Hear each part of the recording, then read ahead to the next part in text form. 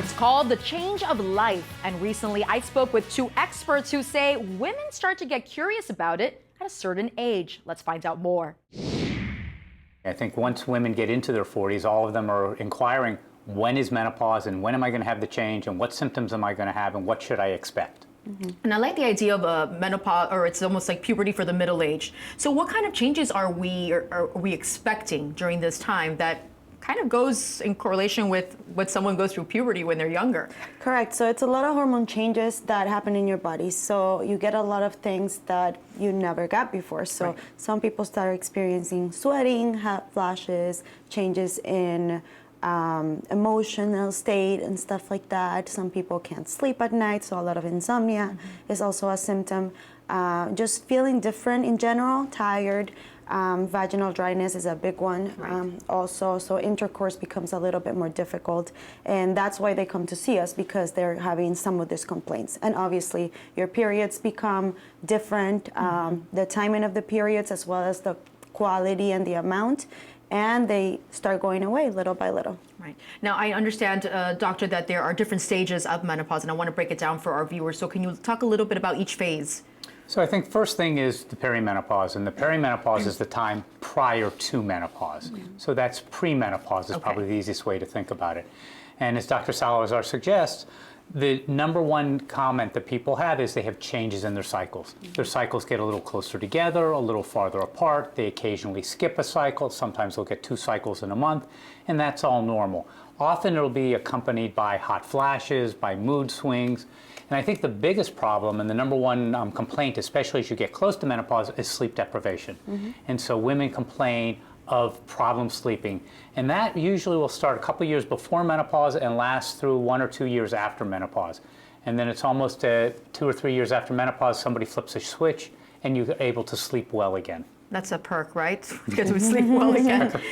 Now, I really want to focus on that premenopause stage as we were discussing. So what's really happening in this phase, especially with the hormone levels and the transitions of not just physical, but emotional as well?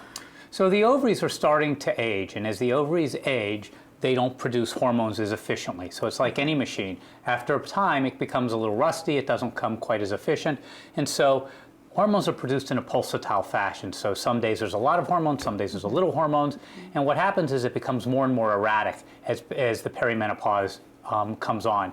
And it's the erraticness of those hormones that causes the symptom complex that we're talking about. Okay, so I'm 38. Am I premenopausal? It varies. Some women can have premenopause or perimenopause at 38, and other women don't have it till they're 51. Wow. So it all depends on your genetics, depends on the health of your ovaries, depends on your lifestyle. So we know smoking induces an earlier menopause. Alcohol can induce an earlier menopause. Certain diseases, thyroid or connective tissue diseases, rheumatologic diseases, all those things can cause an earlier menopause. Now, in the last 1 to 2 years of perimenopause, the drop in estrogen speeds up, and you may experience some of these symptoms. Dr. Salazar, I want to go through these with you. We hear hot flashes as one of the big signs of premenopause, menopause. So can we talk about these signs? Definitely. So hot flashes is a big one because it's very uncomfortable. Some people can get up to 8, 10 hot flashes a day. And that feels like? It's basically like a heat that starts in the middle of your body and then it radiates, and then you just feel very hot, very uncomfortable, and then within minutes it goes away and then you feel cold. So it wakes you up from sleep, you're kind of turning up and down the air conditioning, you're wearing the wrong clothes, and all that stuff starting to happen, so it's very uncomfortable. And then you also get some symptoms associated with your period also. So as the estrogen level changes, you'll have some breast tenderness, you'll have more symptoms of PMS, which include what we were talking about, changes in mood, abdominal pain, just not feeling well at all. We also get lower sex drive as, again, the estrogen levels drop, and you get more tired and just more fatigued.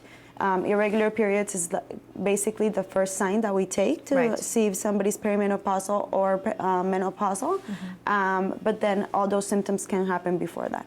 So I'm looking at these symptoms, a lot of these symptoms can be for other conditions as well. So how do you determine if that patient is going through premenopause?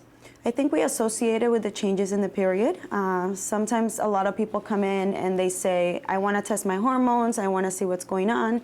And honestly, it doesn't really make a difference. The symptoms can go on for a long time, even after you haven't had your period for a long time. So I know women that have had hot flashes for years, like 4 or 5 years after they've missed their period. Right. And that's because there's still some ovarian function even though they're not ovulating. So does that mean that women should be tracking their periods to know Definitely. what's going on? Definitely. Okay.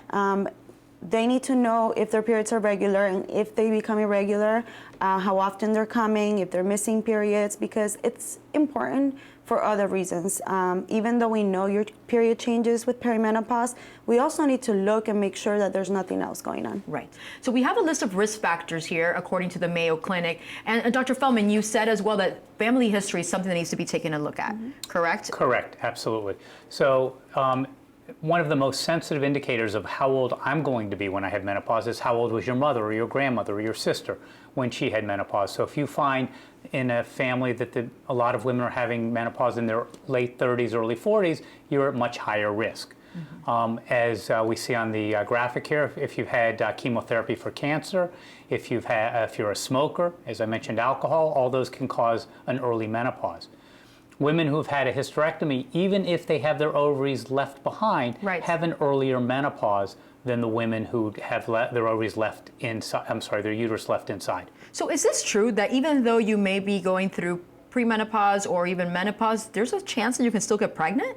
Absolutely. Really? So your hormone, you still have hormones, you're still making an egg, but that egg is being made more irregularly. Right. So instead of having 12 cycles a year and 12 opportunities to get pregnant a year, maybe you only have 2 opportunities to get pregnant a year. But if you happen to have relations at the right time, the sperm's good, the egg is good, you can get pregnant. Wow. And that's why you have all these late in life babies, Right. that women talk about in their mid-40s. If you would like to watch more of this episode or other women's health topics, just download the Health Channel app. It's all there.